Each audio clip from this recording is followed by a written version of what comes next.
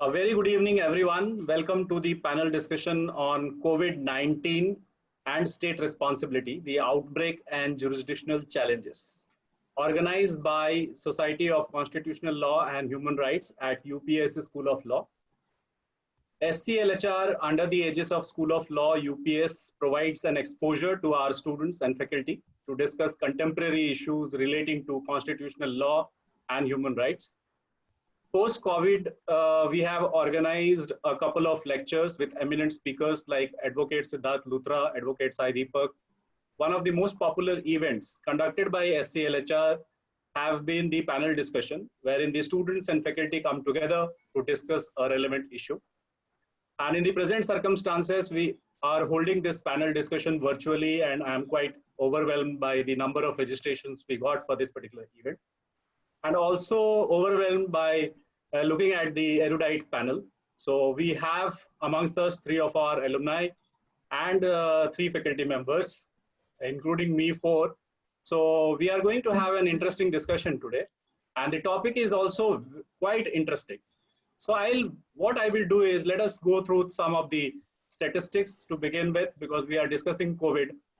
And if we can have a look at the statistics, which is published by World Health Organizations, we find as on 6th June 2020, there are more than 66 lakhs, approximately 67 lakhs of cases, confirmed cases over time when it was declared.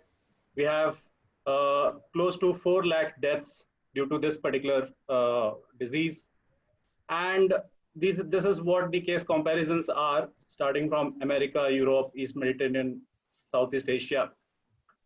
If we look at this pandemic and the problem which this pandemic has caused, it is very,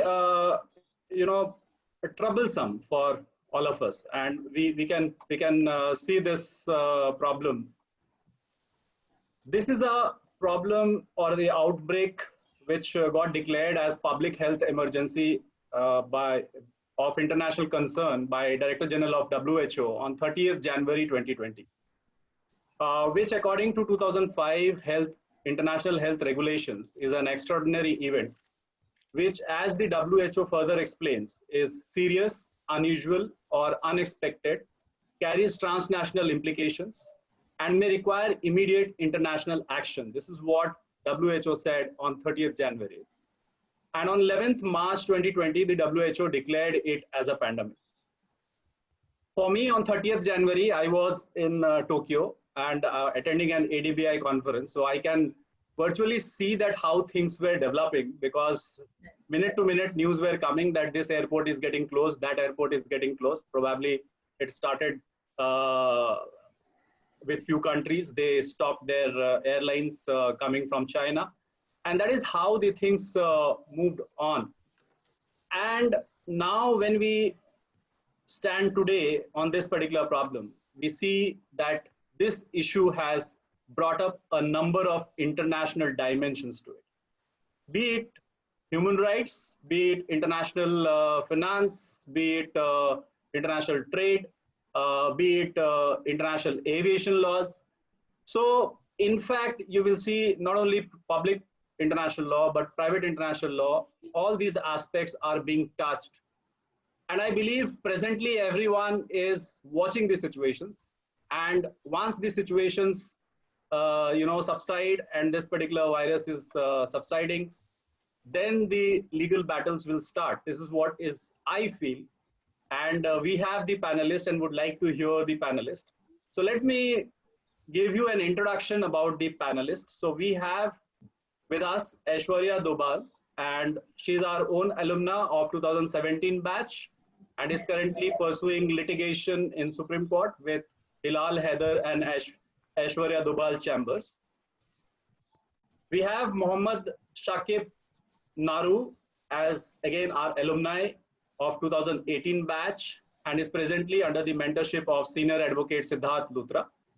Shakib has also worked for 3 years in the office of Honorable Justice N.V. Ramana, Judge, Supreme Court of India. We have another alumni, Mridul Gupta, is also an alumni of 2018 batch and he is presently a legal associate at PLA Advocates, Regulatory Litigation in New Delhi. And Mridul has been a very active student, and as you could see in the beginning of the session, he was quite active.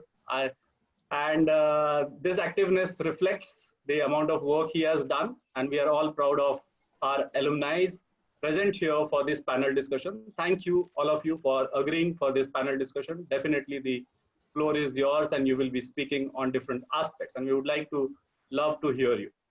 Thank you, sir. The honor is all ours. Thank you so much. Yeah.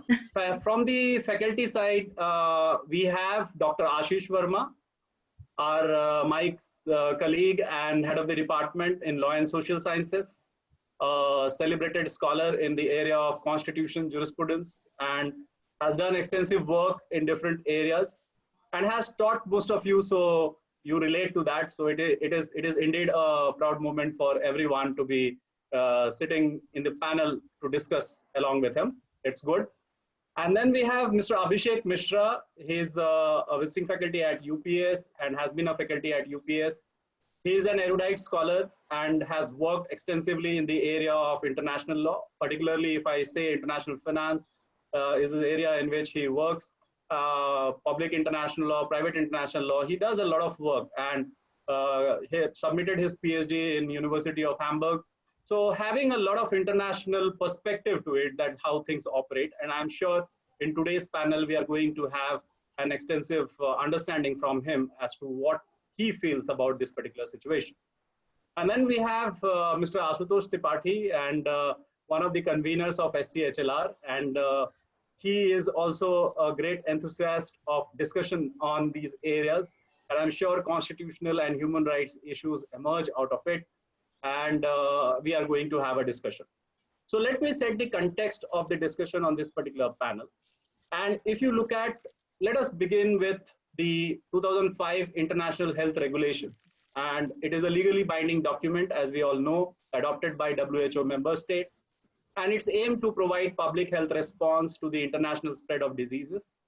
And it calls on the states to notify WHO within 24 hours of any event and constitutes public health emergency of international concern as per Article 6.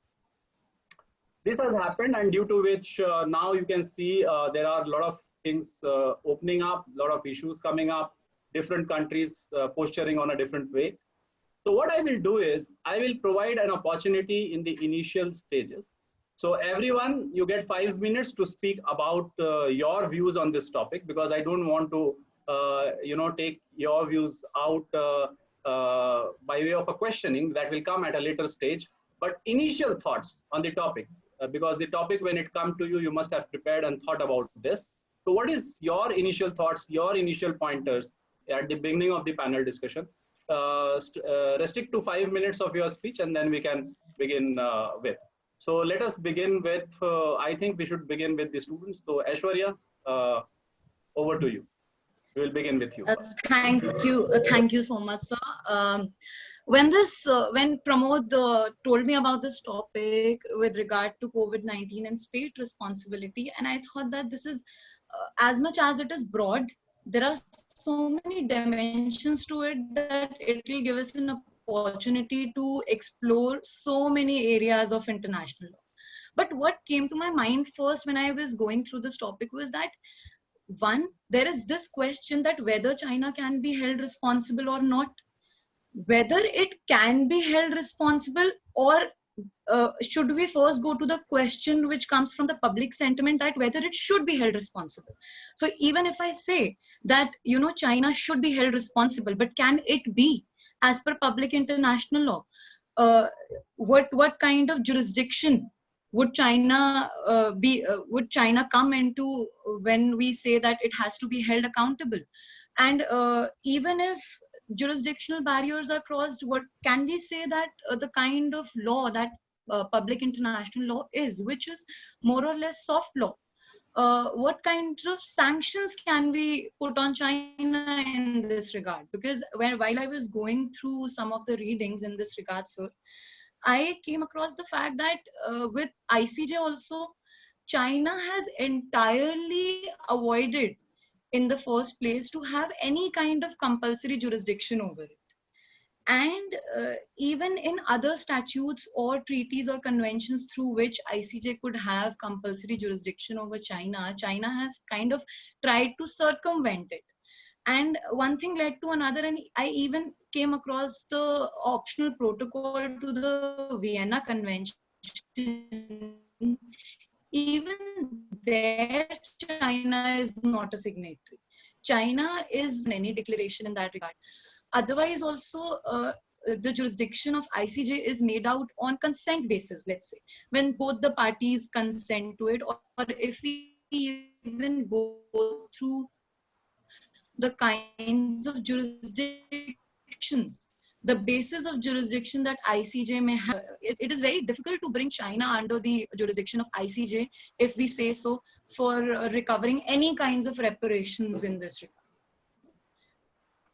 One is that, sir, and if I may say, and this is a question that I'll put to my fellow panelists also, that considering that whether China can be brought under the radar of the ICJ for recovering any kind of reparations or not, in the first place, may I say that whether China should be held responsible for this?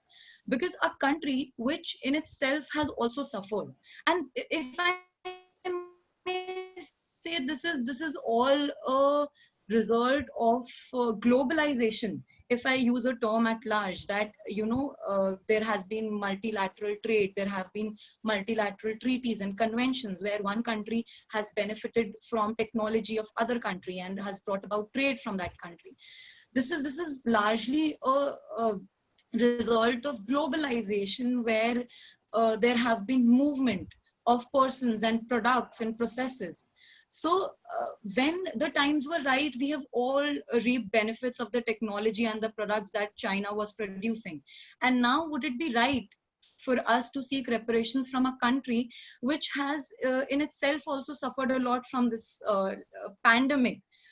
Pandemic, which is a term which is WHO has declared it to be. And in that regard, I'll also say, if we say that China is responsible for it, aren't we as a global community not responsible for it? Because as a global community, aren't we supposed to have multilateral cooperation in this regard?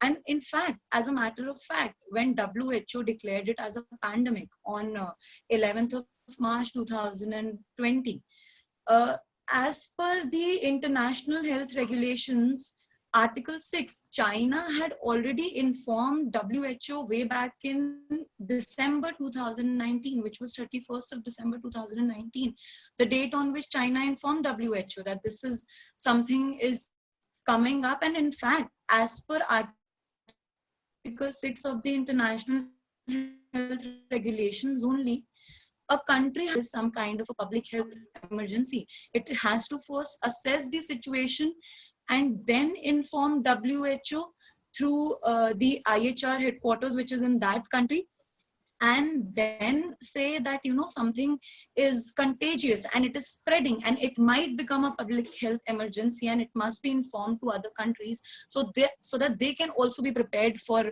a situation where there is a spread of some kind of a pandemic.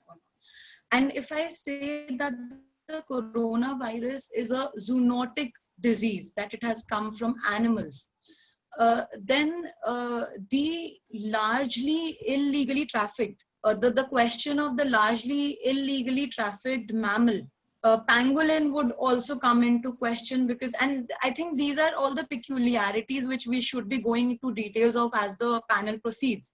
So these are my primary views on the matter, that whether we can do it or not, whether we can hold China responsible or not, is a question we can only come to once we figure out whether we should be holding it responsible or not.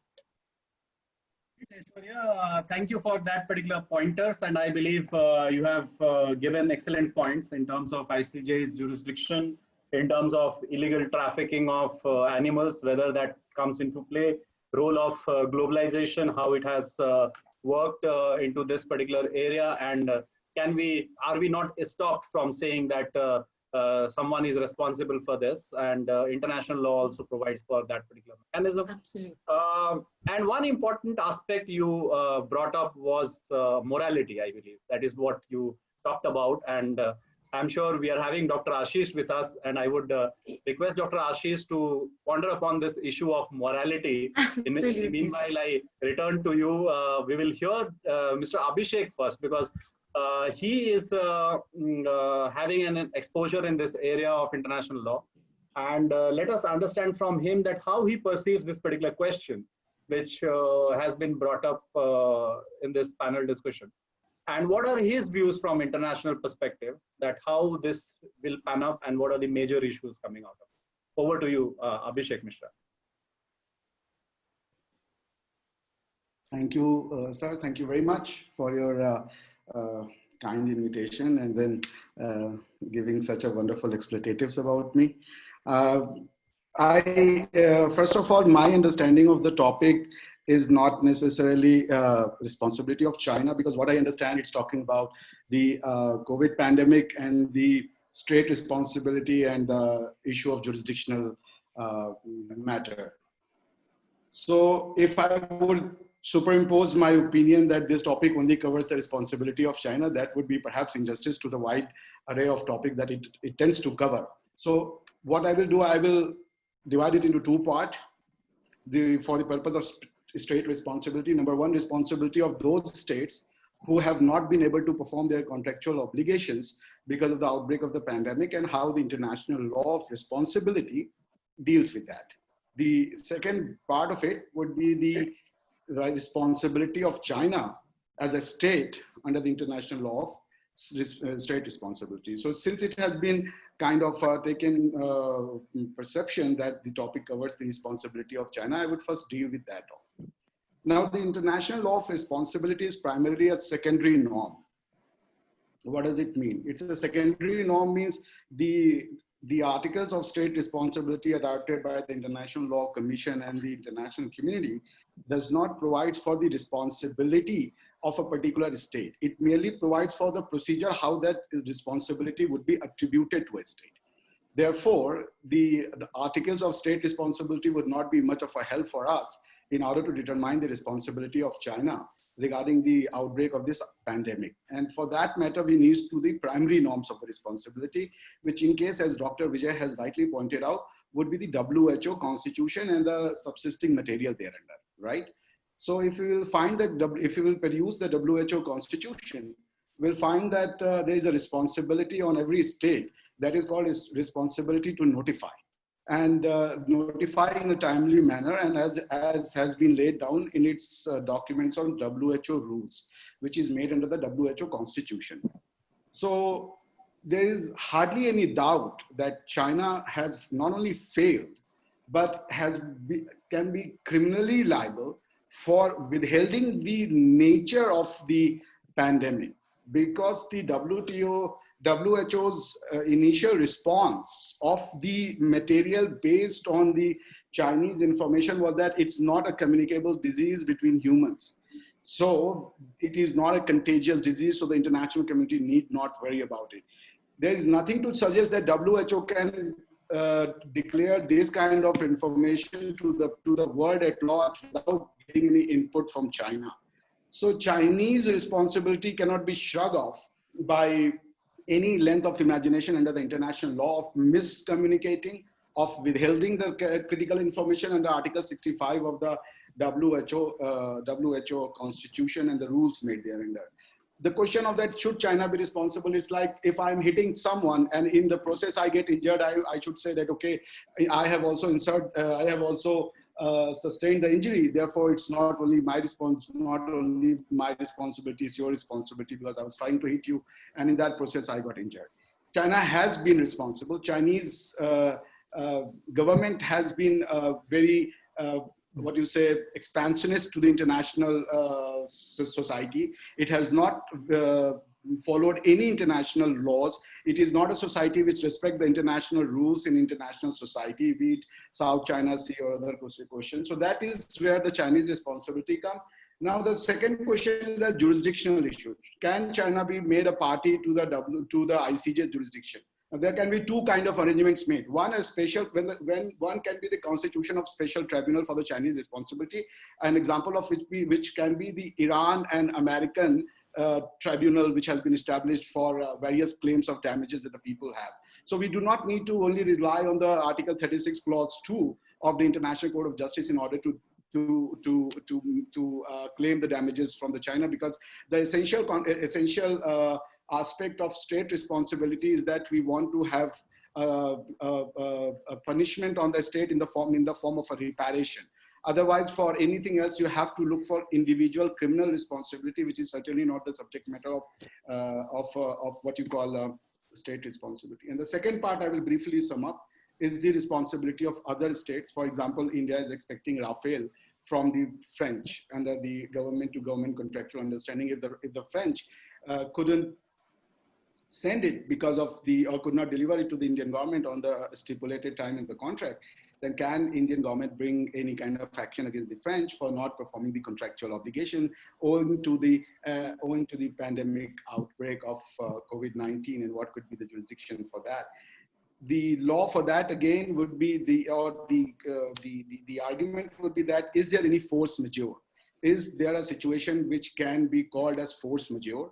Whether force majeure would be a relief under the Article 25 or 26 of the State Responsibility Act for the party who has been on the non-performing side of the contract to resort to, or whether it will be the law of necessity under the defense of the state responsibility that they will take into. So I would keep myself with these two observations. That is my reading of the topic which I was presented to. Thank you very much. Thank you for that sweet, I would say, short and sweet analysis of this particular issue, and you summed up the major points which the panel should discuss. And I agree with your proposition that state responsibility as a concept has to be looked at separately rather than talking about a single situation, because in this whole scenario, if one looks at the scenario, and that is where comes a question one of our participants asked: does virus know borders? And is blame game going to help? And if, let's assume, China becomes responsible, does it solve the problem? So again, let us come down to Dr. Ashish. Dr. Ashish, what are your views on this particular issue? And if you can also touch upon that morality issue raised by Aishwarya. Thank you, Dr. Vijay, and a very good evening to all. Really, it's a very relevant topic, and a lot of things are going on, a lot of perspectives are there, and as Dr. Abhishek has pointed out, and he has been very clear and vocal that China is liable, criminally liable. That's true. What you are saying, the provisions you are citing, it's all correct. But there are certain things. Saying that China is responsible, true. The word responsibility is not that serious in international law. The word, say, liable to pay is liable to do something, means liable for some action. So which action? It is yet to be determined which action.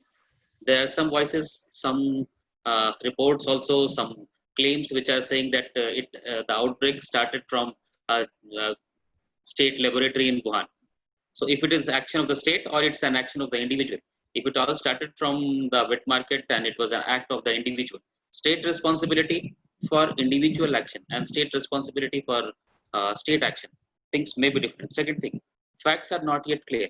The only thing that we can say we are clear is that China's failure to share information, the responsibility to notify, has definitely, it's very right to say that it was not very properly done as it appears from the facts which are on record. However, saying it all so clearly that WHO said in the beginning, based on the information shared by China, that the virus is not contagious. So WHO saying it on the basis of information shared by China, this thing is not itself very clear. At that level, China itself was not claiming any control over the entire information of the virus. It was itself struggling to understand the virus, to know the cure, how to contain, how to treat and all. So at that time, whatever China said was subject to the extent information is available so far. We have studied it so far.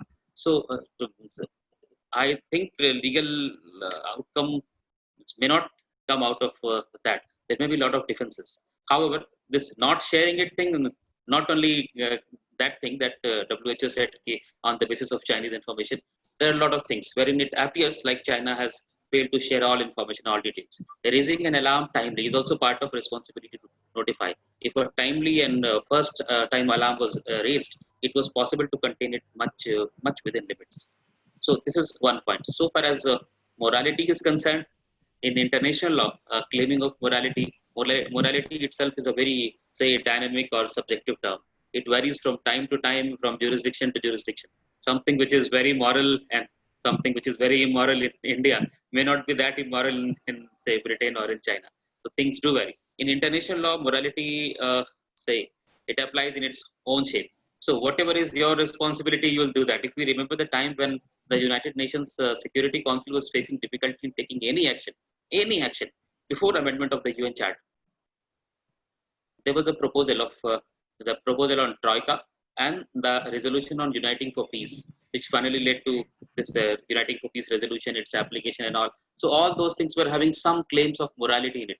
Purpose for which it was established, the purpose for which we are sitting, we have to do it all, process being deliberative and all and all and all. But that has no end to it.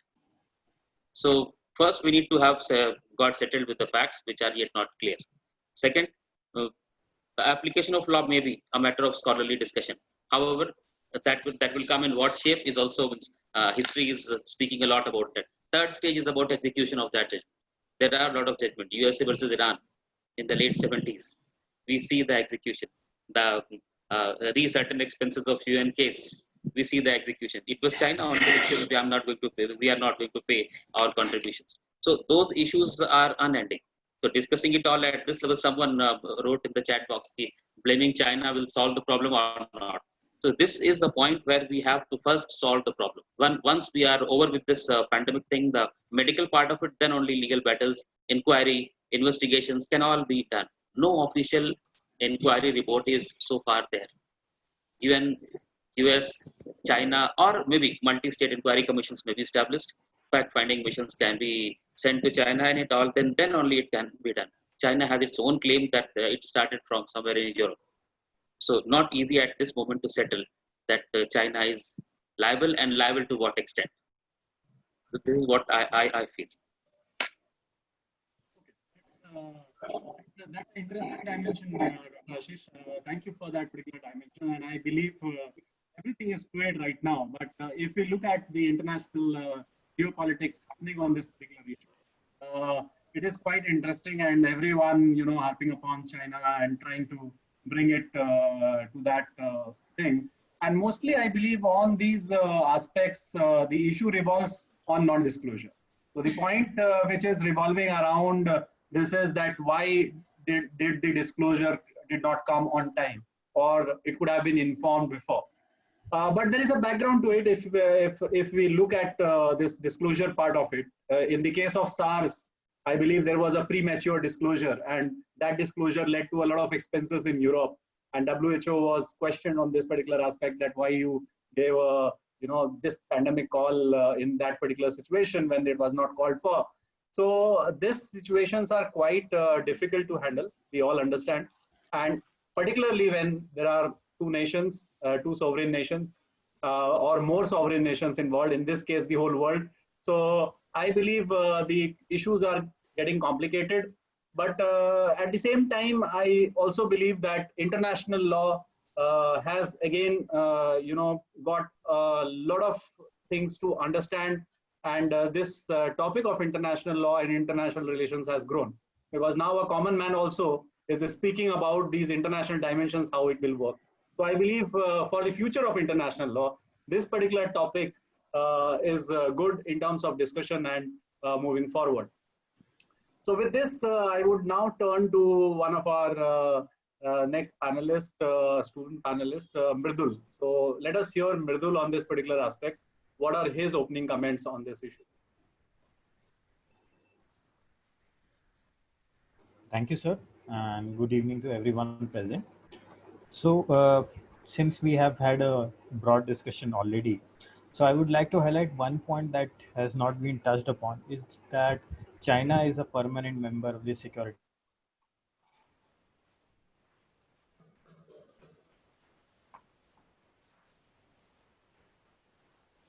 Yeah, Mridul, go ahead. Yes. So the point that I would like to highlight here is that China is the permanent member of the Security Council. So bringing any permanent member of the Security Council before any forum of international strata would be very, very difficult. So that is another aspect that we will need to discuss upon. And as already highlighted by Ashish sir, that what kind of responsibility we are trying to press upon China, whether it is a state responsibility altogether or individual criminal responsibility, or both.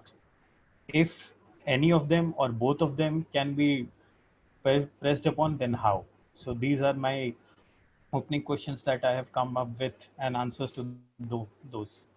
That would be it from my end. Okay.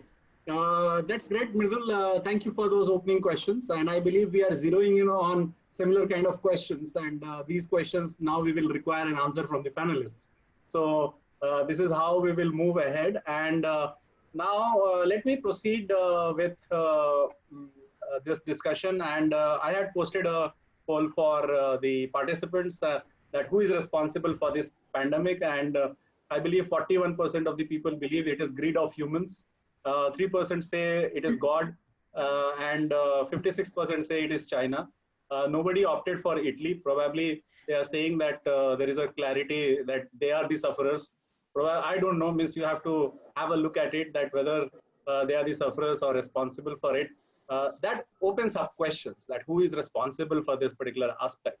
And ideally speaking, if you have a look at it, everybody has a responsibility in an international framework when we talk about under WHO guidelines or ILC guidelines of state responsibility. So one has to have a broader framework. So we move on this particular discussion now to our next faculty panelist, Ashutosh Tripathi. So Ashutosh sir, what is your opinion on this and your opening comments and remarks? Good evening, sir, and good evening to everyone. So basically the legal part have been covered by Ashish sir and Abhishek sir. So basically what I'm trying to tell here is that whenever we suffered any wrong, so there is human tendency to look for damages. So if I suffered any wrong, so as a human, I will want that someone will pay me damage. I'm not concerned the fact that who is going to pay me ultimately, but what I'm concerned is that if something is wrong happening to me, someone should be there who will be paid the damages. So my whole point will be more on a philosophical basis. For example, in tort, why we have moved from negligence towards strict liability? What is the reason why we have moved from negligence to strict liability? So in USA, there is a very interesting debate between two professors. There is a person named as Richard Posner, and there is one person named as Calabresi. So Calabresi was the dean of Yale Law School, and later on these two people went and became a judge in the Federal Court of USA. So one person was the advocate of negligence and the other person was the advocate of strict liability. So there was an example that if I'm riding my car and someone is coming from behind and hit my car. So I am at the front, I will say that the people who at back should be more careful because he is at back, so he should stop the car at an optimal distance. But maybe the back people will say that you suddenly stopped. That's why I'm not able to apply the brake. That's why I hit your car. So what I'm trying to bring to the notice of the people is that in some situation, it is very, very difficult to go into the inquiry part, that who has done the wrong. And this is precisely the reason why in India, we have something as a concept of absolute liability. So if we look into the absolute liability, the question is not that what led to it. The question is only that who has done it, from where it is coming out, So in tort, we have the oleum gas leak case and many other cases. And recently in the case of say Visakhapatnam, I think, where this leakage happened. Yes. So at the end of the day, we will go to the owner of that particular company, that what are the precautions you were taking and everything, what you have done, whether you have cleaned it, you have maintained it or not. The law simply says in India, in most probably I am going to say that is going to be by the court also. The law will simply say that it happened from your premises, you are liable. We are not going to the fact that inquiry, because sometimes doing inquiry is very, very difficult because you will not find the evidence. That's why in tort, in recent times, we have found that many countries have moved from this concept of negligence towards the strict liability. So even in this case of IHR, International Health Regulation, what led to the 2005 amendment? Because some states in 2003 have argued that when SARS happened in 2003, China was again not very quick in informing the other states. So some states objected to it. Later on, it led to the amendment in the IHR regulation, which now say that within 24 hours, you have to tell to the every people. But I'm saying that in future, if we want to make it accountable, the only option is left, that is of strict liability. Because keeping in mind, there's no concept of criminal liability on the state.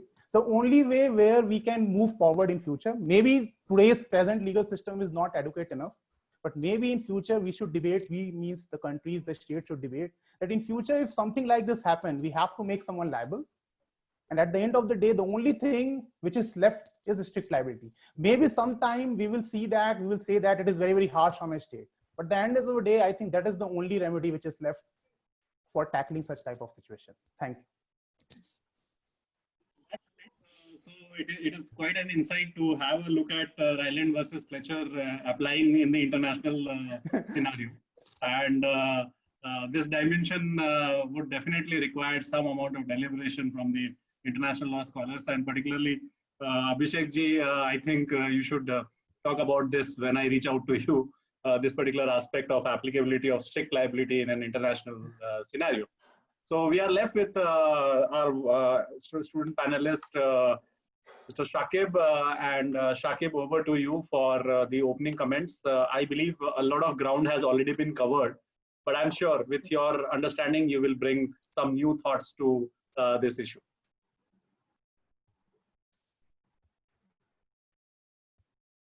Unmute your mic, please.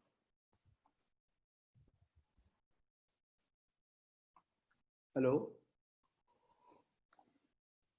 Yeah, unmute your mic. It is not unmuted.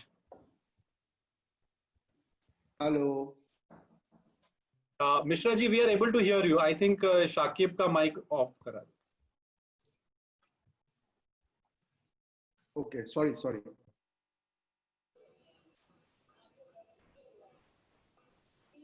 Hello. Yeah. Go ahead, Yeah, please. good evening, everyone. I think I was muted by the host. Yeah, host mutes everyone. Wonderful. So, good evening, everyone. You have got powers to unmute yourself.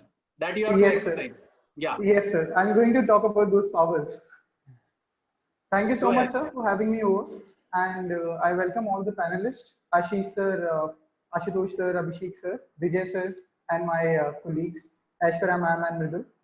So I think almost all facets have been covered already, but there are a few things which I thought I should discuss and which have not been touched upon so far. Number one being that I firmly believe, I myself believe that international law in itself is a very weak law. It's a soft law.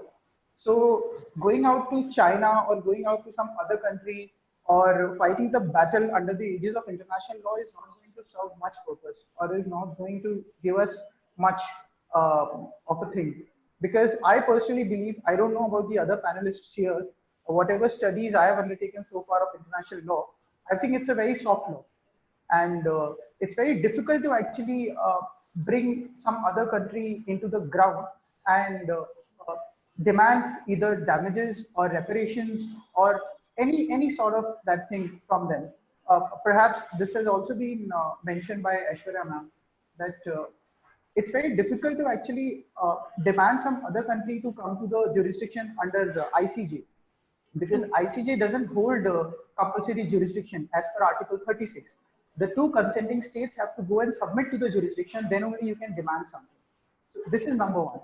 Number two point is, I think what we are all discussing about China, that China did this, China did that, I think it's a result of media trials. Whatever is being coming out to us, and a lot of social media trials, which is people are putting out things on Facebook, people are putting out things on Twitter, people are making TikTok videos criticizing China, that they did this, they did that, without even some solid investigation being into place and some solid evidences being put out. So I think whatever emotions people are putting out against China as of today, I think it's a pure result of media trials. which is in fact happening in the municipal laws also. I mean, which is happening against the protesters, which is happening against some common citizen, because media portrays something and people form their opinion without even knowing or studying the topic.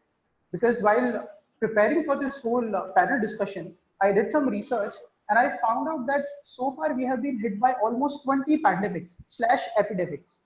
Okay, so we need to go back in the history and see what happened in those times, how we dealt those pandemics, and what were the legal nitty-gritties we came across during those times.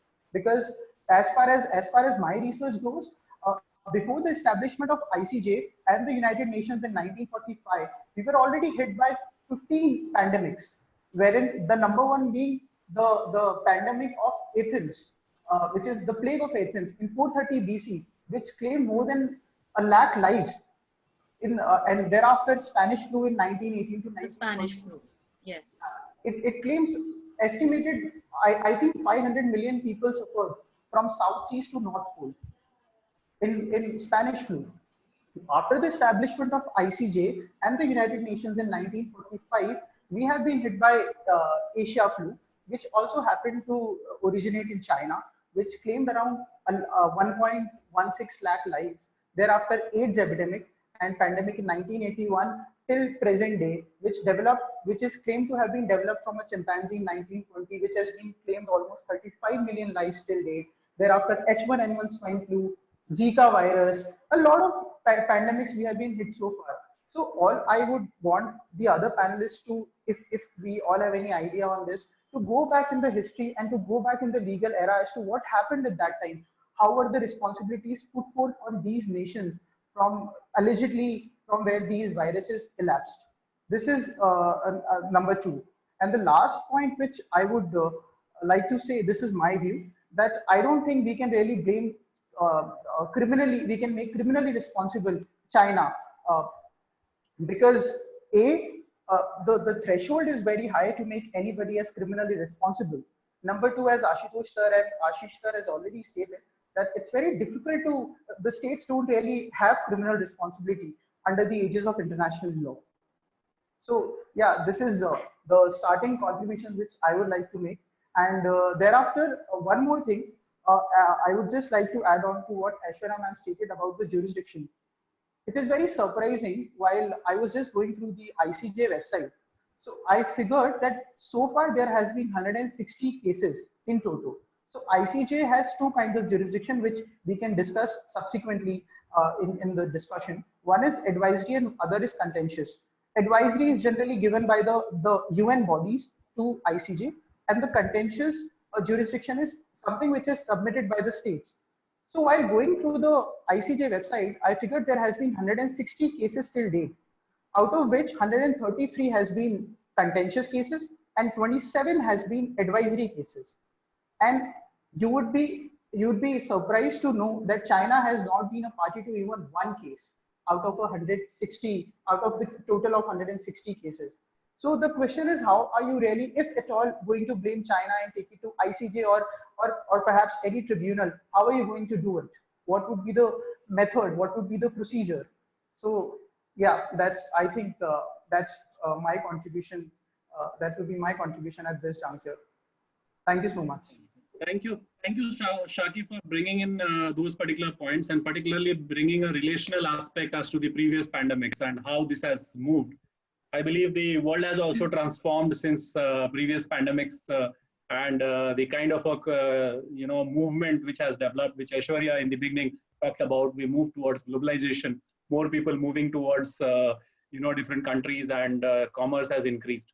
So now let me go back to Abhishek ji and try to understand his perspective, particularly on the points which were raised by panelists, specifically on the jurisdiction part of it. If you can throw some light on this advisory jurisdiction issue in international law, and whether that will come into play in this situation.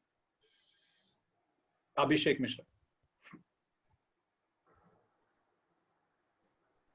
Thank you. Thank you for giving me an opportunity to speak again. See, I'll just explain the legal aspect. I'm not going to touch upon the aspects which are more factual and rhetorical in sense. Now, how does the scheme functions. There are, first of all, we must not collate and confuse two different international laws. One is the individual criminal responsibility and other is state responsibility. When we talk about individual criminal responsibility, there is no state responsibility of China. There will be responsibility of someone under the Rome Statute or the customary international law of criminal law, that how governmental organization or some other dispensation in Chinese individually can be held liable, for which there is a different set of laws that I have written and WION has published it briefly can be seen. But let us focus ourselves to state responsibility. Dr. Ashish Verma has pointed out a fact to me that whether there's responsibility of an individual or responsibility of a state. This is a very, very good question. And for that, I need to go into the nitty-gritty of how the international law of state responsibility functions. See, the starting point is that there must be an international wrongful act. Article 1 says that. And the law is that for every international wrongful act, there is a reparation liability for the state on whom these acts are attributable. So the question that he has raised out is the question of attribution, because the state is a very fluid terms when it comes to the international community, that what act is an act of state and what act is not an act of a state. Therefore, from Article 4 to Article 12 of the state responsibility articles of the ILC lays down that what scenarios will be there where an act would be attributed to the state. Now, let's say there are two possibilities. There is no doubt that international community has with a certain conclusion come to this point that the origination of these viruses are in China. Now, there are two possibilities. It is in the wet market or it has perhaps spilled from the Chinese laboratory. So the question is that can these wet market be an act of China per se as a state, or can the acts of these laboratories be the act of the China as a state? Now, Article 8 of the state responsibility talks about, or 8 to 11 of the state responsibility talk about what are the situation when the acts of individual can be attributed to the state. When is that situation? The acts of individual can be considered as an act of a state. For this, there are three tests that the International Court of Justice has agreed upon, starting from the Nicaragua case, and then even PCIJ has approved this test, that the act of an individual or a group of individual or a institutional body can be attributed, number one, if that body, which is, let's say, that laboratory is conducting that test on the viruses to be extracted from the bats with the approval of the China, there is no discussion further. Article 7 says that if a statutory body is there, that statutory body's act will be the act of the state. Now, let's say there were some individuals who were acting on that particular viruses, and then the state as an institution was not there. So if they were playing with the virus and then virus spilled over all across the state, can the China be held responsible for the act of the negligence of their state? Now, there are two questions. One is the test of attribution threshold is very high. For example, the the threshold of the attribution can be understood from the case of Nicaragua versus United States of America. There are two thresholds that we must need to understand. The threshold for criminal responsibility is very low, whereas threshold of the state responsibility is exceptionally high for attribution of an act.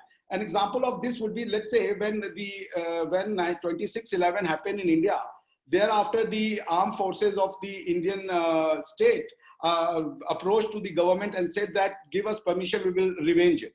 But the government did not give any permission. The armed forces, with all the wherewithal, all the equipments, they stayed put. They could not do anything against the so-called perpetrators. So this is the control, that you have the weapons, you have the airplane, you have everything, but you will not be able to move because there was no permission given to you. So when an individual whose act is being attributed to the state, the question would be this: how much control does the state have over that particular individual? In China, given the political setup in which it survives, the extreme surveillance that the Chinese government have over its people, to say that it simply got missed from them. And then they kept on misleading these states because as I'm telling you, the tweet from the WHO saying that the Chinese has informed us it is not contagious disease. WHO couldn't have tweeted it without any input from the China as responsibility under Article 65. So the point is this: when we are saying that the attribution of an individual's act to a state, there are two possibilities. Number one, there can be a direct, there can be a test of the control test to see how much control the Chinese administration have over these people. Other is what we call in the law of tort, the acceptance of the retrospective act. That means ratification of an act. So when the Chinese government started colluding from the international community to hide the facts, how many deaths have occurred. For example, Americans have been very forthwith that we have lost around 1 lakh or 110,000 people. Indians have been forthwith. Every state has been forthwith how many people have died. But the Chinese have shown only 5,000 or odd the number of casualties from this. So even if it was not earlier the responsibility of the China, because perhaps it skipped the strong vigilance of the Chinese dispensation, but the acts thereafter is nothing but the ratification of act. And the example of it is that Iranian case where the question was that the Iranian revolution, which resulted in the loss of certain property and life of the American embassy, can it be attributed to the Khomeini who succeeded the revolutionary government? Answer was that initially it was not the act of Khomeini and his supporter. But once Khomeini sat on the position of the government, he approved them. And therefore, by virtue of the ratification of an act, the attribution was done.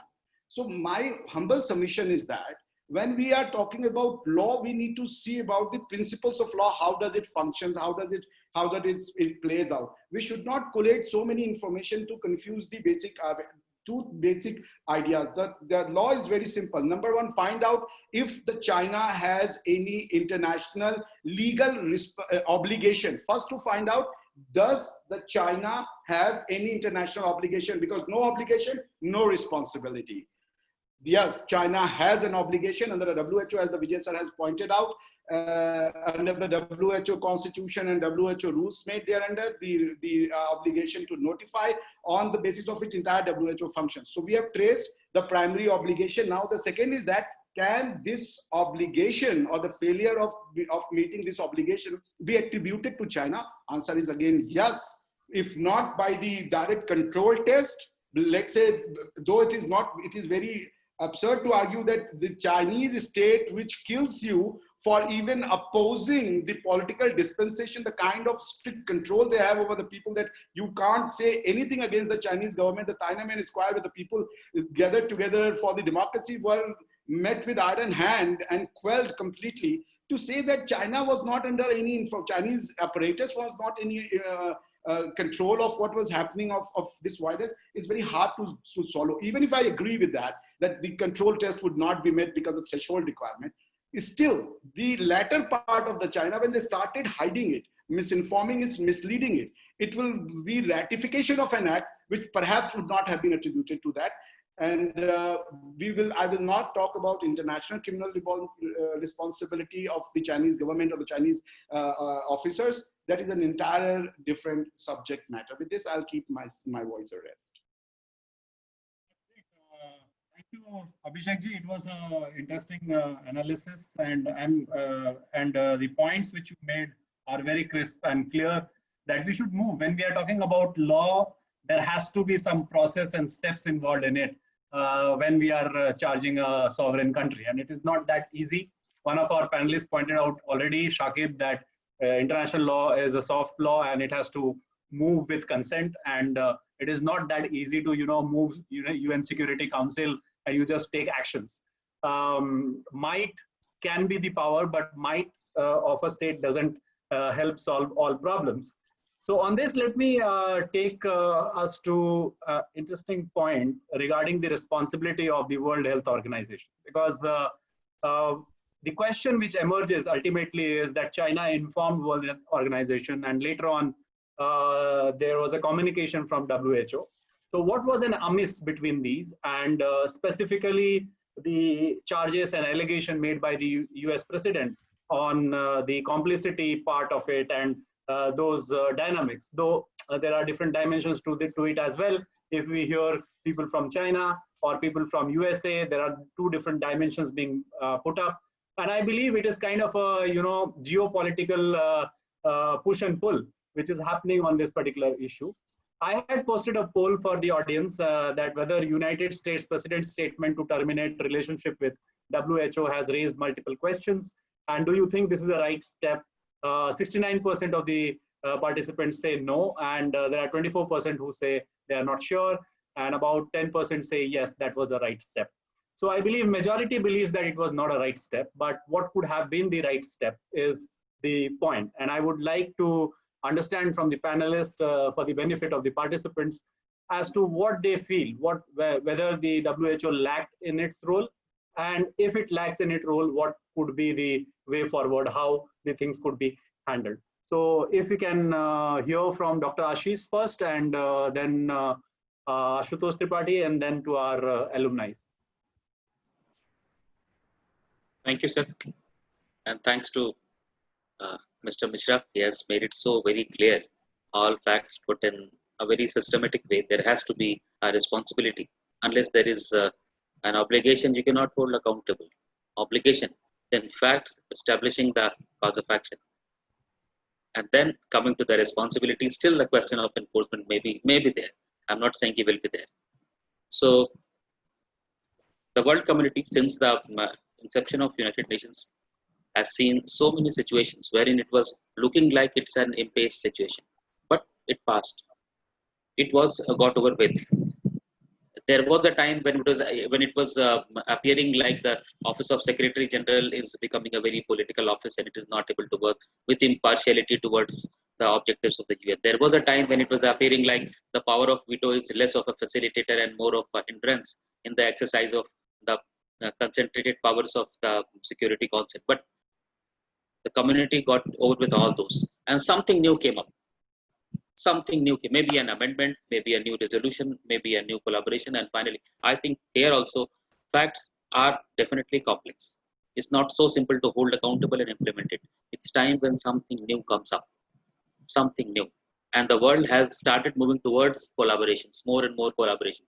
Little more of acceptance, maybe more of collaboration from Chinese side, because they are still holding it tight that we are not.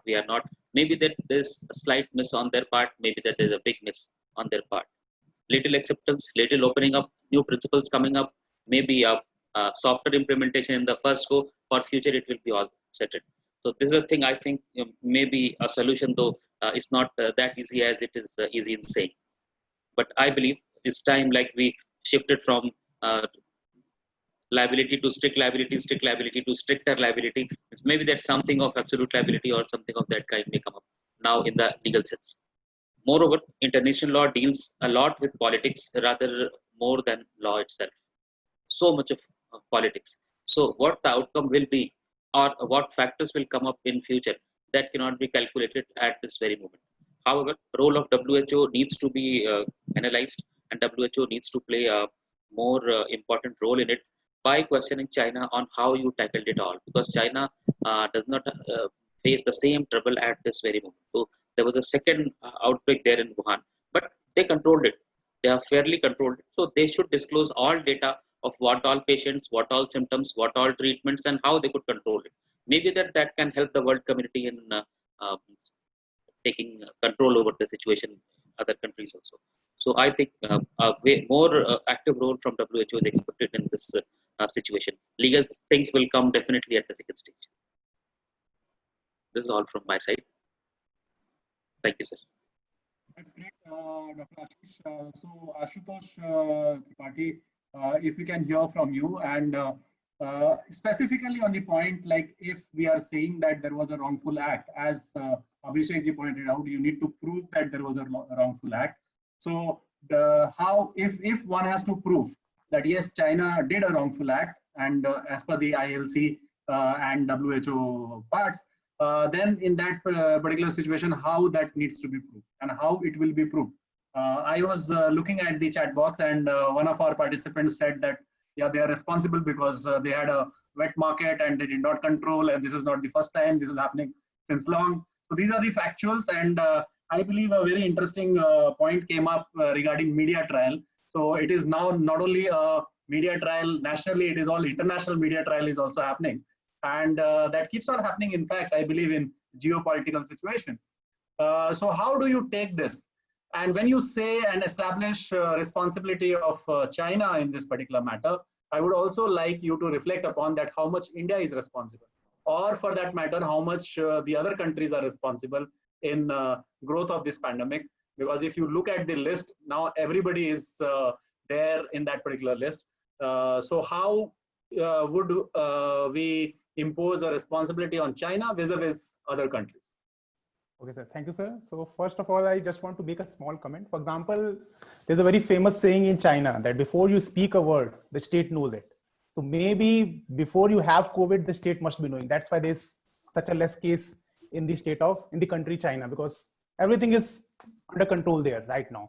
And generally it's a human nature that all nation is saying that we are suffering so much. So why the China is not suffering? I think the question of China responsibility will not be that much at stake if in China, the number of people who have got the COVID around 10 lakh, death around 1 lakh, then maybe the people must have some sympathy towards China that they are also suffering. But if they knew that how they can control, because at the end, such a huge country, such a less case, then as a good nation, they should tell the whole world that this is how we have controlled. So kindly do this. So they should share the practice, as the Ashish sir and Abhishek sir was saying. Second thing, why I'm thinking that what can be done, because it is very, very difficult to bring China to any forum.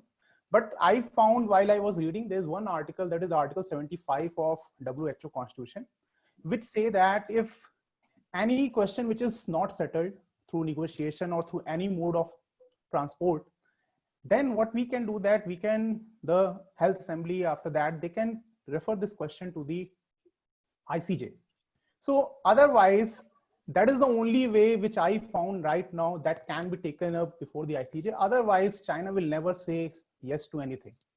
And we all know that what is its power under the UN Charter. So even if Security Council want to take any action, they will veto it. And we all know how the China function. So practically, it is very, very difficult to bring China to the forefront. But what we can do, that the whole nation should converge together and bring pressure on the China. That something, either they should allow a committee consisting of some eminent physicians, eminent doctors across the world, say 10 to 15 or 20 people, led by some renowned Nobel Prize winner. They should go and at least see in China what happened there. Because till now, we don't have any independent say from the people that what happened in China. As far as WHO is concerned, their position is very, very slippery, because recently they stopped the trial of hydrochloroquine, then they started. So that's how by their working, they have little bit put doubt on their working itself. So that's why right now some country, maybe Donald Trump is doing for its politics, because there is election, and at the end of the day, election, you want to blame someone. So Donald Trump right now, it is finding very, very easy to target WHO, because at the end of the day, he wants to blame someone. That's the human nature. We want to blame someone else. As far as India is concerned, that how can we make the state responsible and everything. So I think, of course, as a sovereign nation and as a constitution under Article 21 and many other things, it's a responsibility of both the state and the central government to provide best healthcare facilities possible to its people, to look after the migrant people. Of course, there are certain lapses which have happened, but I think there's a very famous saying that some people are also arguing that Supreme Court is not doing anything and everything. But keeping in mind the situation of India and the population of India, there is one very famous saying, which is, I think, said by Lord Denning, that whenever the court should pass any writ or any order, the court should have to keep in mind whether this order is practical or not, whether it is able to be executable or not. Suppose you file a PIL in the Supreme Court, and some people are saying that order the central government to pay rupees 20,000 to each and every migrant. The Supreme Court can pass the order, but whether it will be applicable or not. So some people say that you should only pass those orders which are practical. So I think maybe Supreme Court little bit was hesitant, and that's why it is being criticized, and some to a great extent it is in right manner. But overall, I think that India has provided free medical facilities to all those people who are suffering with COVID. So by large, if we are blaming India for it, I think that's not a good thing, because at the end of the day, we have to keep in mind that as a nation, we haven't seen anything like this. So we have to keep in mind, and we as a nation can't be compared to any other nation. So India means Europe, India means America, India means Argentina, India means Brazil. That is what is India. So if people are saying that we are surpassing Italy, Italy population is 6 crore. That is the 1/4 of UP. UP is as big as Europe. So we have to be practical whenever we are trying to blame anyone, be it the nation, be it the individual. Thank you.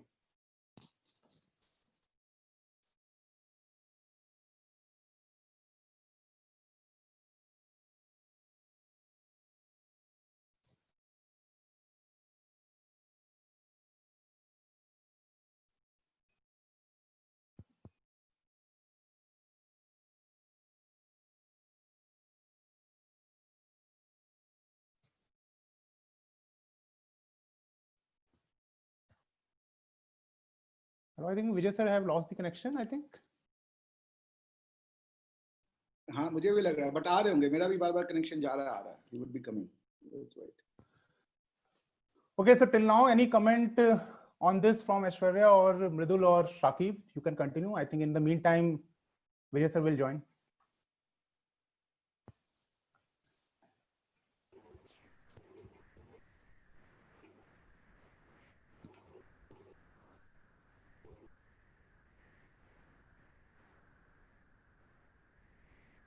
Hello. There is,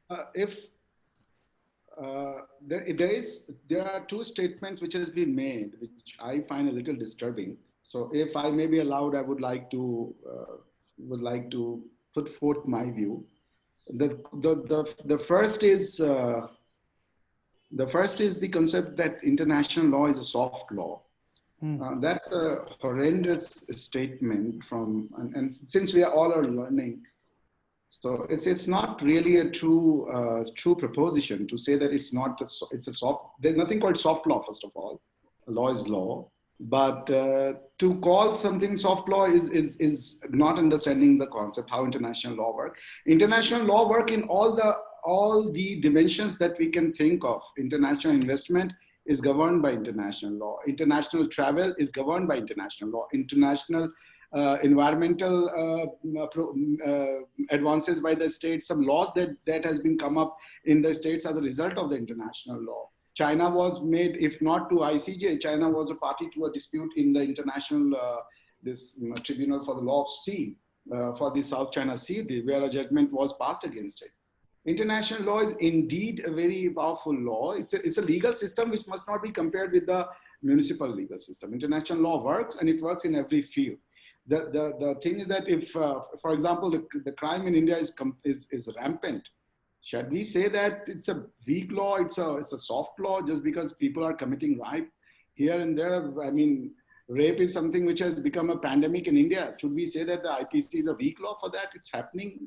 No, that's not a right proposition.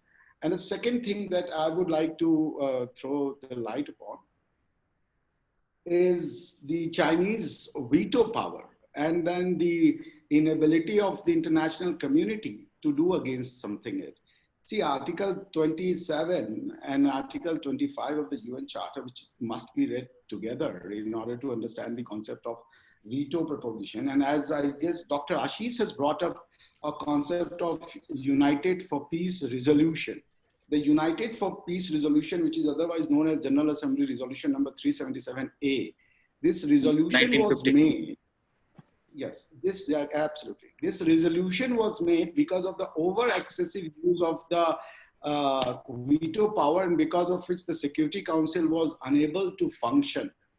And then it was thought that some of the decisions, because Article 25 of the UN Charter gives certain mandate to the Security Council, and this mandate is the matter pertaining to peace and security of the international community. And Article 10 of the UN Charter, Article 9 of the UN Charter says that all the matters of the United Nations can be discussed in the United Nations General Assembly. So General Assembly has a power to discuss all the matter pertaining to the UN Charter, whereas the Security Council has a restricted responsibility to discuss those matters which are pertaining to the international peace and security. So by virtue of Article 9 and Article 25 read together, the peace and security will be falling under the domain of all the matters pertaining to the UN Charter. Therefore, United Nations General Assembly is also competent to discuss those matters which are matters of international peace and security, which otherwise is the domain of Article 25 and Article 39 of the UN Charter. Therefore, taking a cue from this proposition of Article 9 or 10 in the UN Charter, the international community passed a resolution empowering the United Nations Charter, United Nations General Assembly, to discuss and pass actionable measures on those matters which were the matter of international peace and security, and a matter which is exclusively the domain of the, not exclusively because all the matters will be here, which has been specifically given to the Security Council. So that if you will read the United for Peace resolution, there are 3 requirements on which it functions. Number 1, there must have been a use of veto because of which the action has not been taken. Then the matter will stand shifted to the General Assembly, and then there the General Assembly will vote and pass the specific measure. So United for Peace resolution, as Dr. Ashish Verma has nicely pointed out, could be an alternative way to take certain measures which the United Nations is resolved to take against China, and in which the Security Council becomes an obstacle. This obstacle can be removed by the virtue of General Assembly Resolution 377A, which is still, by the way, there's a peace committee also constituted under that resolution. So China cannot escape it. If the community is resolved, there are various wherewithal for Chinese responsibility to be fixed. And I don't think that Chinese have been very fair to the international community. The number of death, the number of the economic misery, I mean, you have seen people in India from one state to another state. Why this suffering has taken place? Because the nonsense of one person, in order to keep the communism and the government, they have been doing all kind of nonsense. That communism is the first form of government. That is the theory. And against that, they need to vilify all and everyone. This is a dangerous proposition. Chinese have been given long rope for very far now. It's time to fix their responsibility. Tiananmen Square is one of the cases where they can use tanks against their own people. So I have no sympathies for China. I have sympathies for Chinese people. I have been to China. I've lived in China for 10 months. I love Chinese people, but the Chinese dispensation is cruel, is completely insensitive to the people. The doctor who broke the news that this is a contagious disease was first tortured by the hands of the state apparatus, and that later on in some mysterious circumstances, that guy passed away. No sympathies for Chinese dispensation. All the sympathies for the people of the China. Great, Professor Mishra. Thank you. Thanks for the elaborate details on United Peace resolution also. But the one thing I would like to point, it is only a way to deal with the situation. But this resolution may not be helpful in holding someone liable. United for Peace resolution is an executive act. It's not a judicial act. For that, you need to go to ICJ and all. But I'm saying that if China, let's say why to ICJ? Let's say we want to constitute a special tribunal to look after the damages and the claim that the various states had against China. There can be a special tribunal constituted. So if China is playing the veto card, we can take it to the General Assembly, get that bill, get that resolution passed, and then the tribunal can be erected or created, and that tribunal will look into the legal matter and the judicial aspect of it. I believe you are the one who understood my perspective. in citing this resolution. Actually, what I said in 2 times now. First, I cited it. It is not helpful in holding someone responsible, but it is capable of invoking the plenary jurisdiction of General Assembly on a matter which is not already pending before the Security Council, and this way China can be involved, means the WHO may involve China in getting responses from them as to how did they deal with their situation, what all did they do, what all did they face, and those information can be useful in mitigating the situation at the very present moment. So this is a point that I feel can be of help immediately. The rest is dependent on so many contingencies. Professor Mishra, please. Yes, right. And Dr. Ashutosh Tripathi has also suggested the name of Eric Posner. Eric Posner has written a wonderful book, and I think that should be read, that How and Why International Law Functions. It's a wonderful read. I mean, that's a wonderful proposition in the book by him, that how and why international law functions. So that answers the question that is it a soft law and all that. The concept of soft law basically was used for General Assembly resolution by the nuclear weapons case, by the ICJ in the nuclear case.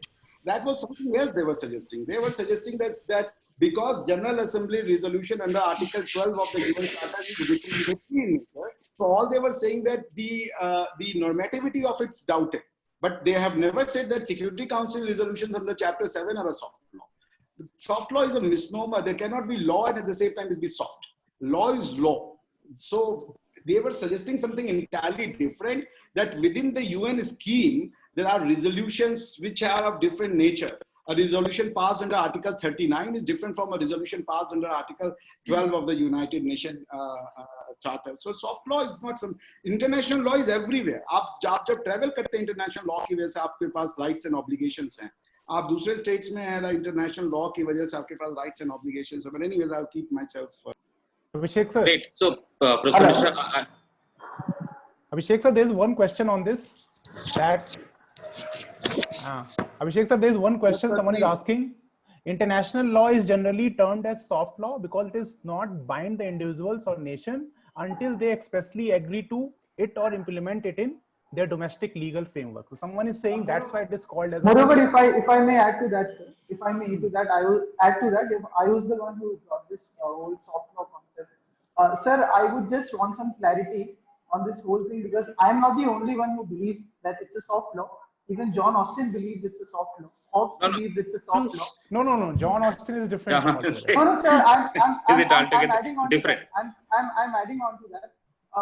Moreover, if you cross that threshold also, I say, why I say it's a soft law, because if some country is doing some wrong, let's say China is doing some wrong today, and we being India or any country perhaps, if they want to take China to ICJ, how do we do it?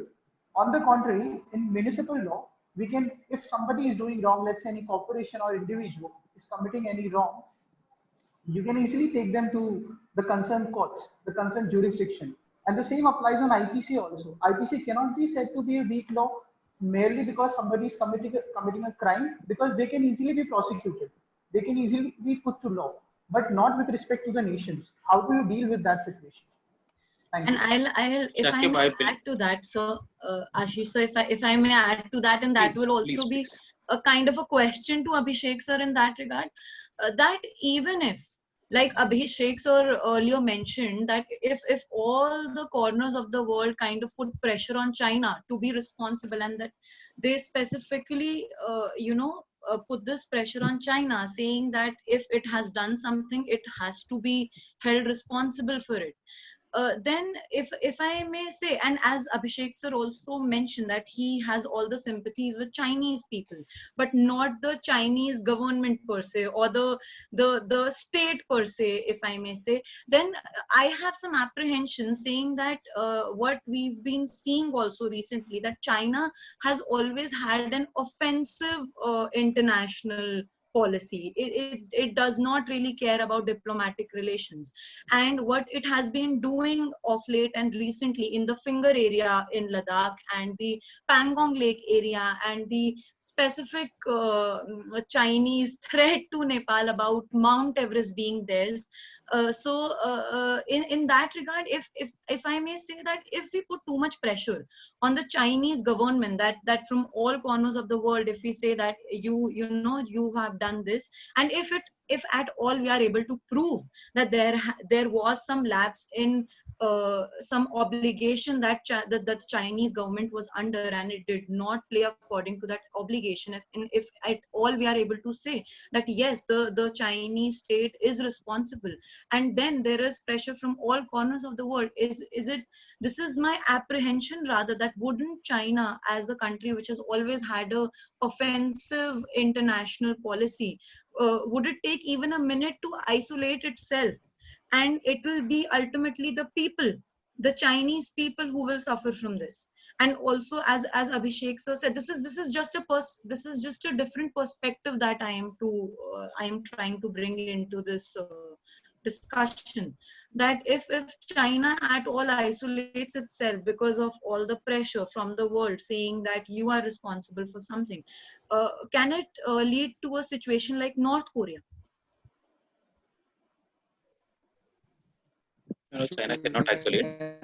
It may rather try to impose. It cannot isolate. It may rather try to impose because it has an expansionist policy. I do understand that, sir. No, because of business needs. Actually, it's all about business. They cannot survive alone.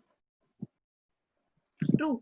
So in that regard, sir, in fact, I also had, while I was reading about this topic, I also came across the fact that as you had mentioned earlier, that what kind of responsibility can we put upon China? Is it that it led to the spread of this disease, or let's just say it was only up to the point that it did not quite give clear information, or it tried to conceal information? So as you earlier said, that China can only be held responsible to the point where it tried to conceal information and it did not give correct information to the world. And on the other hand, Abhishek sir rightly mentioned that there were mainly two theories of spread of this virus, which is either it came from the wet markets in China, or it came from the laboratories. It escaped from the laboratories. And there is no reason for us to believe unless it is proved that it came from the labs. And if I go to the second theory, that it came from the wet markets. So if I go into the history of the spread of coronaviruses, the 2003 SARS epidemic, it came from bats to civet cats, then to humans. And the 2012 MERS epidemic came from bats, then to camels, and then to humans. There have been researches which specifically say that this virus cannot go from bats to humans directly. It needs some amplification. And I am no researcher, I'm only a lawyer, so my research led me to this. And with regard to the recent COVID-19 disease, it has been researched saying that it came from bats, then passed on to pangolins, which looks like a reptile but is a mammal. It's an animal, pangolin, and then it came to humans. Now, saying that this particular virus spread from live wildlife markets in China, the wet markets. Pangolin is one of the animals and mammals, if I may say. Pangolins is one of the mammals which is illegally trafficked around the world, and it is the largest illegally trafficked mammal. And this also led me to the fact that China has only yesterday increased protection to pangolins from type 2 to type 1. Now, if we say that this virus came from wet wildlife markets in China, does it not also lead us to the question that if it is being caused from illegal trafficking of wildlife, and specifically in this case the pangolin mammal, then aren't other countries involved in this? Because if there has to be an illegal trade, other countries are also a part of it. It's not just one country which will be a part of illegal trafficking, because we all know this is a worldwide phenomenon, the illegal trafficking of human and wildlife. And are we as a global community not failing on so many multilateral levels then? If this is considered to be as one of the causes of spread of COVID-19. Very rightly said. Ashwara, so what is your concluding remark on this? What is your my takeaway? concluding, my takeaway from this is also listening to you, Ashish sir, and also Abhishek sir and all the other panelists. I'll only say that yes, with everything that we've been suffering and what we've been looking at around us, even in India, we, as a public sentiment, it definitely comes out of us that China should definitely be held responsible. It should definitely be held responsible for not correctly telling us that what had happened, not correctly disseminating information to the entire world. But then again, as a lawyer, I have my concerns about how I am going to prosecute China, and what kind of sanctions are we going to put on China, if at all taking the veil of sovereignty, it says that we are not going to abide by whatever judgment ICJ or any specific tribunal passes in this regard. Great. Thank you, Aishwarya. So I've received a message from Dr. Vijay to lead it now, and so I'm taking it towards conclusion. Aishwarya has given her concluding remarks, so I request all the panelists now to give their concluding remarks so that we can come to a completion. Mridul, please. Yes. So we have had a very broad discussion considering all the possible aspects. So we discussed the role of Security Council and how we can bypass it with the aspect of uniting for peace resolution. But while the discussion was going on, we were discussing about how to tackle Chinese actions collectively. As multiple states can collectively tackle it. My proposition would be, and introducing it very late, is that individual states can also tackle it by virtue of Article 49 of responsibility of states against international international wrongful acts. That is countermeasures. All the states who think, who believe, who have reasons that China is responsible for whatever wrong is going on, they can take countermeasures on their own. So by this, I will conclude my submission that yes, we need not to go to any forum per se. We can take countermeasures on our own. As India, we can take countermeasures against China if we believe that it has done wrong to us. And yes, countermeasure is my take that we can apply. Thank you, Mridul. Thank you so much. Shakib, could we hear it from you also? The concluding remarks from you.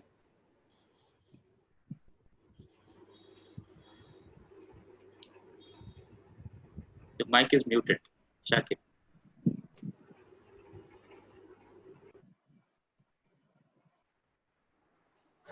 Thank you, sir. Thank you. So going back to the discussion, sir, again, my concluding remarks would be, even if at all we have to blame China, or we have to put China responsible for creating all this havoc, we have to first identify, as Abhishek sir and you also suggested, we have to identify the actors, the state actors, which actually led to this whole fiasco. Be it can either be the individual actors, sometimes it can either be the state agencies acting under the Chinese mandate, number one. Number two, after identifying the state actors, how do you attribute their actions to international obligations or to international wrongs, as per the ILC articles, the draft articles on state responsibility? And thereafter, again, I personally feel I want some inputs on this point, that how do you really enforce this whole thing against China or on China? Because per se, China is not submitting to the jurisdiction of ICJ. China is not submitting to the jurisdiction of any tribunals. China is not agreeing to implement any decisions of a tribunal or a court. Any other country cannot go against China per se. Number one, China is P5 nation. Number two, the entire international law is structured in a way. So I'm still trying to understand, how do we really say that yes, international law is really governing the nations when it is really not? Because even if today we being India, we want to approach ICJ, we cannot. If we want to approach any tribunal and get some judgment against China and hold it responsible, how are we going to do it? So that is my concern, that is why I say that it is indeed a weak law. It's not a very it doesn't have the enforceable character in its nature. Good. Thank you, Thank you so much, sir. I don't want to reopen the discussion, but there are 2 points which I would definitely like to make. One is Please, sir. saying it a weak law is a very old proposition. In present time, the debate is no more pending whether international law is a law or not. Yes, we Yes. study it only It is. academically. It is, Is law. sir. But with So far respect as to weak and strong enforceability, is I have my concerned, reservations. I understand. I'm just making it clear Yes. for the benefit of the audience, because there are a lot of UG students involved in it. They should not Yes. be confused. Second, use of the term weak law, very rightly pointed out by Professor Mishra, that don't call it soft law. Use of the term soft law. Soft, it's not like soft law is nothing. There is something called soft law, but calling international law as soft law is totally an incorrect proposition. Yes, so you can say it, not always that effective. Yes, but soft law is a different terminology. I think, to my memory, by Fitzmaurice, it was given, and it as a source of development of international. The contributions of UN resolutions in the development of international law has something to with it, like soft law and all. So that is one thing. And second, as you have made your concluding remark, let's not make big conclusions at very easy cost. Let's have some more facts with us, and saying it that China is not submitting to the jurisdiction of ICJ would not be very right. Where is the litigation? Where is the case? The leader of the case being apparently USA is not putting any claim to be settled by USA. They are passing judgments. We'll sever our ties with this WHO. Will impose sanctions and all. Yes. So good to put a remark like this. But I gave this clarification only for the benefit of the audience, which are mostly our students. Now to hear from Professor Ashutosh Tripathi. Sir, what would be your concluding remark in this discussion? At last, we can say that we keep on learning from what have happened. For example, what led to from strict liability to absolute liability in our domestic legal system. So maybe this time we are not able to make China liable because of many issue factors. But I think the only way to move forward is in the direction of the strict liability. If any such cases happening in future, because as I told you, there is a lots of limitation on inquiry and investigation on the sovereignty of the nation. So for example, there was a trail smelter arbitration case, which is related to the environment pollution, that something is, if something happened wrong in my territory and it is causing damage to some other territory, then technically the country from where the situation is arising, they must be responsible.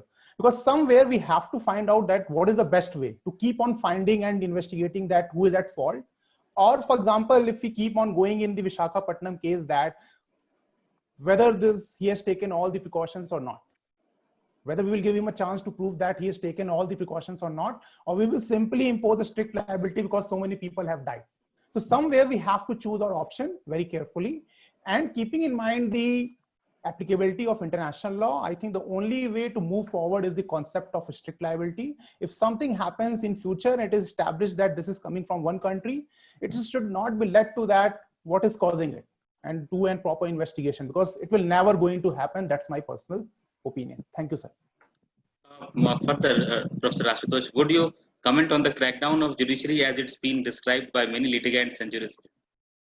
So, of course, in India, I think. In India? Yes, of course. So that's what I'm saying, that, of course, we all have a freedom to criticize the judiciary, and we all criticizing it. But at the end of the day, again, I am coming to this point that we are expecting this much of judiciary, this much from the judiciary. But at the end, can we say that if the judiciary even passes an order, it is subject to be executable or not? Because all over the world, even USA, generally the courts are very, very hesitant to pass an order which is very, very impractical to follow. For example, suppose the Supreme Court is saying that within one day, transfer all the migrants to their respective places because they are so much suffering. You can pass an order, but at the ground, it is not going to be applicable. Then you will find that who has done the contempt, who is responsible for the contempt. Central government say that it's not my responsibility, it's state responsibility. State will say, no, it's not mine, it's DM. From DM, it will go to the SDM. So it's very, very difficult to enforce certain orders. So that's why I'm saying that whenever the judiciary is passing such type of order, they have to keep in mind and make a balance between the two conflicting interests that is of the society as well. But at the same time, they have to keep in mind the capability and ability of the state to how they will respond to such things. Thank you, sir. That's great. Now it's time to come to Professor Mishra. Professor Mishra, your concluding remarks. What could you leave as a message for the students? Because we are now moving towards the completion phase of the discussion. Thank you. Thank you, Dr. Verma, for giving me this opportunity to be the last speaker, I believe, of this event. See, I have, I mean, I don't know that the dimension of this discussion has gone in a very way. One of the questions that the students or the now upcoming bright lawyers are concerned with, that given the scheme of the United Nations, how can China be responsible because it has this under the optional clause blocked all kind of compulsory jurisdiction thing. See, when you, the jurisprudence is very simple. It's not like when a person who is approaching the court, who has given a wider jurisdiction to the court against a person, against a country which has given a very restricted jurisdiction to the court, it is with respect to that person who has given the wider jurisdiction of the court will be taken into consideration. For example, there are so many cases in which the countries have not participated, be it Iran and America case, where Iran simply did not go for the merit stage of the discussion. Nicaragua versus United States, they did not carry out the decision of all these things. But of the ICJ, but they can still be, the optional protocol is just not one-sided. When another party will bring the action, it will be seen what kind of jurisdiction it has given to the ICJ, and then it will be compared with the jurisdiction that has been, that other party has given for the compulsory jurisdiction. That's a very technical issue, I will not go on that. And the second part, the role of judiciary, I would simply see that no other institution has disappointed me when it comes to the rule of law as the judiciary itself, and especially the constitutional mechanism or the constitutional part of the judiciary. For example, we all are academicians here. I have my own grudges with the judiciary, that it has never appointed anyone under Article 124, Clause 3, a professor. Why not Professor Ashish Verma can be a Supreme Court judge? He has a fundamental right. Why haven't you appointed him as a judge? What the professors of the law has, that a practitioner has in him that doesn't matches to him. And Article 124 Clause 3 specifically identifies who can be the Supreme Court judge, and the same person are not to be found in the High Court eligibility criteria.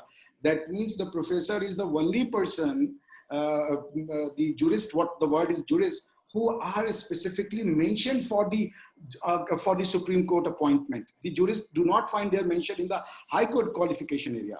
So my question is that an academician like Professor Verma, Professor Tripathi, Professor Vijay Kumar Singh, why can't they be judged when they have a fundamental right? And if I have a grudge against... I think you missed your name, Abhishek Mishra. He is being modest of himself. Yeah, I know. I regret I had to, shift my laptop to mobile. I'm joining from mobile. I'll give the closing comments, but thank you for that input, Abhishek ji. And you can continue. I'm sorry I interrupted him in between because I wanted you also in that particular name. So that's so generous of you. Thank you very much. All I want to say that we as an academician, because I have been saying that, and then judiciary has not been very in the CA Shaheen Bagh case. They went to send, unse pucha gaya this strike on the mid of a road is a legitimate strike or not. They are sending emissaries. अरे भाई आप executive का काम क्यों कर रहे हैं? आपको ये काम नहीं, आपको ये बताना है ये illegal है या legal है. And then you are sending कि ये फलाना lawyer जाके बात करेंगे, judge साहब जाके बात करेंगे. Then you better go and become an executive yourself. If you can't have a guts to spell out or to perform your duties, to say what is illegal, what is not illegal, then why are you passing buck on the executives? You're making them look like a stupid for their voters. Because if you would have stood behind them that yes, under the laws of the democratic protest, this is not something that you can do, then the executive has a moral behind them, a judicial decision, which would have allowed them to use executive force to clean up the mess. But you took up the role of an arbitrator, arbitration and all that. By arbitration, वो भी आप कर सकते हैं जब commercial matters हो. ऐसे matters में arbitration नहीं हो सकता. So with this, I would close my closing remark. Thank you for having me, and thanks. Abhishek ji, I think I have one question from you because I dropped in between. Yes, sir. And I had 2 points in the agenda. Dr. Ashish, thank you for holding the ground and leading it very effectively. Thank you for that. I wanted to ask one question, Abhishek ji, and that was in relation to international investment law, because this particular debate which is happening particularly between China and US, and a lot of readings around it. If you understand it from that particular perspective, is going to lead to this particular investment disputes in future, because every country has an investment in one another, and if they go ahead with this reparation kind of a thing, what kind of a assessment and how do you foresee this particular problem panning out? This is absolutely wonderful question, and a very, very, very good question. Since the nature of international investment dispute is between individual and the state, so state responsibility per se would not be coming up. Now the question will be that when an international tribunal under the auspices of ICC or other institutional bodies, when an individual has claimed that the state could not fulfill its investment obligations, let's say because of this COVID thing, and then it has resulted into some kind of bilateral investment treaty rights that it has, let's say, fair and equitable treatment, या अब जैसे ऐसे में वो local industry को ज़्यादा पैसा दे रहे हैं, subsidy दे रहे हैं, किसी और को save कर रहे हैं, बाहर की industry को वैसे नहीं वो protect कर रहे हैं, जैसे अभी vocal for local and all these kind of things are happening. So national treatment, sir, national treatment aspect. Yes, national treatment, any kind of thing, what I'm saying that arising out of the BIT obligation. First of all, state responsibility will not be a question because it has not been declared that it's not something which falls under the law of the diplomatic protection. But yes, when the arbitrators will go before the before the international investment tribunals, can they take that Professor Singh has very rightly pointed, can they take a defense that this COVID has created for them to perform their bilateral investment commitments? For example, to give better treatment to their own countries, which would be arbitrary or discriminatory or other kind of problems that it would create. Would force majeure be considered as one of the grounds for them to let go their investment responsibilities? Otherwise, if the state could not simply, let's say, carry out construction period बंद हो गया, उसमें जो सामने वाले investor को loss हो गया. Now it will be something that I need to see that how the judges are taking that, whether in that specific bilateral investment treaty there are any defenses that the state has, and whether there's a causal link that the defenses that the state has and the fact of the outbreak of the corona. So if the corona outbreak has led to the factual incapability of the state to perform an obligation, and this causal link could be established, perhaps a viable defense in the international investment tribunal, sir, could be made. Otherwise, as the jurisprudence goes, the force majeure is not something that the international tribunals have really been agreed to in this kind of non-performance. So my submission is that international tribunal cases would be very very interesting to to observe that how states would be responding, what kind of dispute arises. That depends on the fact what kind of state action that has led to the loss of the investment, and then what is the causal link that the state's action which is related to the loss of the investment and the COVID will be linked by the tribunals. That, sir, I myself cannot answer. It would be very interesting because the facts will be very crucial in order to identify the laws and all that. So I confess my inability to answer this question in a certainty. What will be the outcome, sir? Oh, no, that's great. Actually, we wanted to bring this up as an issue so that this remains from the panel, that people can explore this issue as well, because it is not only about the individuals in international investment law. We are talking about the countries as well, their responsibilities. And how this will pan out would be quite interesting for the international law scholars to look at, particularly international investment law coming up as a discipline itself. There's one more question which I had, and if it has been covered, I think we can escape, but I'll just pose the question. That was in relation to, I was reading International Council of Jurists in India has filed a case against China in UNCHR. Alleging the human rights violation by China in letting this particular virus out and all those particular aspects. Though there are a number of literature written there, but I would like to hear from Dr. Ashish on this particular point, that what is his opinion, or what do you feel as regards human rights and this particular issue, whether this will stand in an international forum, saying that there is an international, because now if we talk about there is a lot of suffering poors. In India also, we have seen some issues cropping up. So what is your understanding, or how would you portray this issue as a violation of human rights, and people bringing this issue as international human rights violation? Dr. Ashish.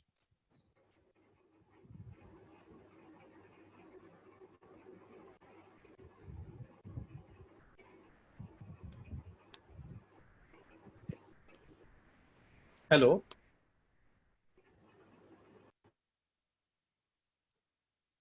Sir, Am I guess audible? Dr. Ashish, yes, sir, you are audible. But I guess Dr. Ashish is not audible. Okay. But if you will allow me, I can take this question if with your humble. Okay, please go ahead. Open to all the panelists, anyone who wants to respond to this particular point, because this is an important point and it has come in number of aspects, and I believe in future also this is going to come up, because if we talk about different bodies who have taken up these particular issues, one of them would be human rights body. See, yeah. As I understand, sir, the answer to this will be mainly on the basis of Article 2 of the ICCPR, which is the jurisdictional aspect. So if an Indian has suffered, because I don't know what are the international jurists have written an application to the Human Rights Committee, their optional 2 body, which is a complaint mechanism. First, the thing is that whose fundamental right has been violated must be, in my opinion, under the jurisdiction of that state. So there are 2 possibilities arising here. Either the International Communist of Jurists is writing on behalf of the Chinese who are suffering for the Chinese dispensation. Or if their proposition is that the Indians have suffered the human rights violation in terms of their monetary and socio-economic sufferings. And this is to be attributed to the China under any of the international legal human rights document.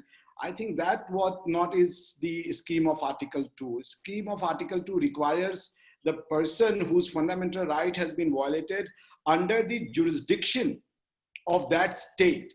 तो अगर Indian ने सफर करा है और हम कह रहे हैं कि चाइनीज एक्शन की वजह से हम सफर कर रहे हैं, तो वो वायबल नहीं होगा. वो at least article 2 at least human rights committee का सब्जेक्ट मैटर नहीं होगा. यू मे टेक इट, इसी के लिए आपको that's why I was talking about this kind of international action which is in the state responsibility. But human rights responsibility for the citizens of India, Chinese cannot have unless until it is shown that the Indians are under the jurisdiction of the Chinese control. जैसे Guantanamo Bay में वो Cuban territory है, but वो American control में है, तो वहाँ पे अगर किसी के साथ human rights violation होता है, तो उनके Supreme Court ने decision दिया था Hamdan versus Rumsfeld में कि yes, this will be considered as the floating territory of the United States of America, and therefore these people can bring the writ of habeas corpus against the United States of America. I don't think Chinese are under control of any jurisdiction. It's a misery solution for which is only damages and reparation under the state responsibility, and not certainly the forum for which international human rights committee can be invoked under the optional protocol 2 of the ICCPR. Sir. That's great. Thank you for that particular comment. That was quite interesting. And on the question of international investment law, one of the participants, Pushkar, says non-precluded measures containing public health exception may come into rescue of the states vis-a-vis international investment law and doctrine of police powers. So I think Pushkar works in this area, and this is his comment.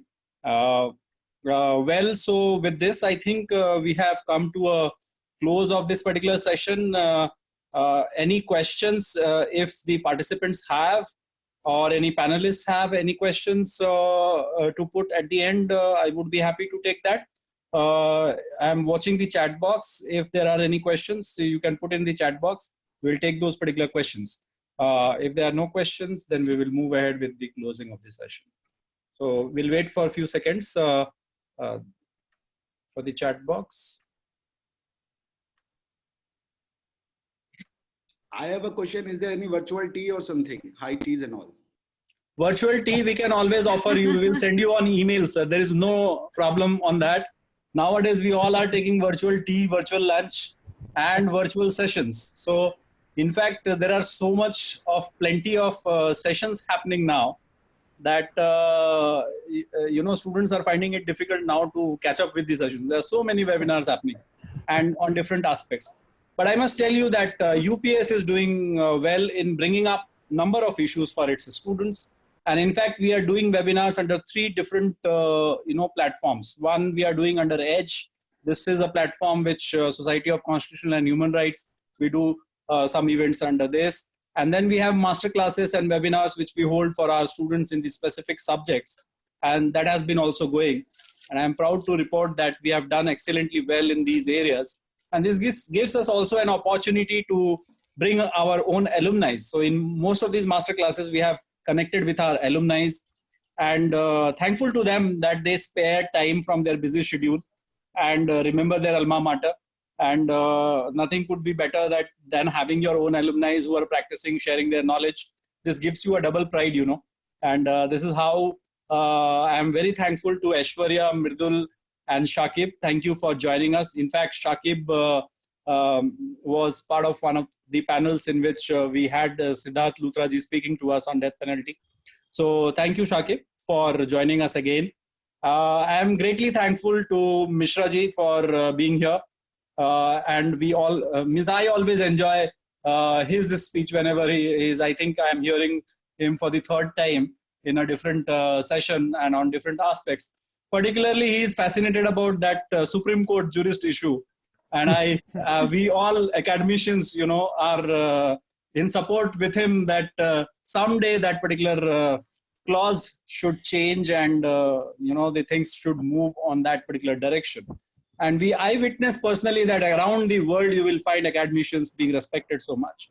And there are judges, there are people on chairman of the board. I recollect Competition Commission, Richard Wish, heading the FTC of the US. And there are plenty of other academicians who have done extremely well in these systems. And I believe that is the order of the day. It should come up over a period. Let us see. Hope for the best. Thank you, Mishra ji, for joining this discussion and for excellent thoughts which you brought. Thank you, Ashutosh, for bringing this discussion on board, and the team of Society of Constitutional Law and Human Rights, Gautam, Pramod, for conceptualizing this and holding it. Though it went very long for an online session, 2-hour session is quite long. I believe from next time we will keep it a bit shorter. Maybe we will take specific agendas and then we can discuss. I believe that will go better. And thank you to my colleague, Dr. Ashish, for holding the position. I dropped in between, and thank you for doing that. And thank you for your excellent comments on different aspects of Constitution and this. Whenever you speak, I still see there is a faculty speaking, and that amount of depth comes when you speak in your deliberation. And also the point, particularly the international law point, I enjoyed when you specifically pointed out that how it should be portrayed, because there are a number of undergraduate students participating in this session. Thank you for your comments, and thanks a lot for joining us. I would like to thank everyone who could make it to this particular panel. And I'm sure we have learned from each other, and this learning continues. And that is what we say in UPS nowadays, #learning never stops. With this, thank you. Thanks a lot. Thank you for participating in this panel discussion. Thank you, sir. Thank you, sir. Thank you, sir. Thank you.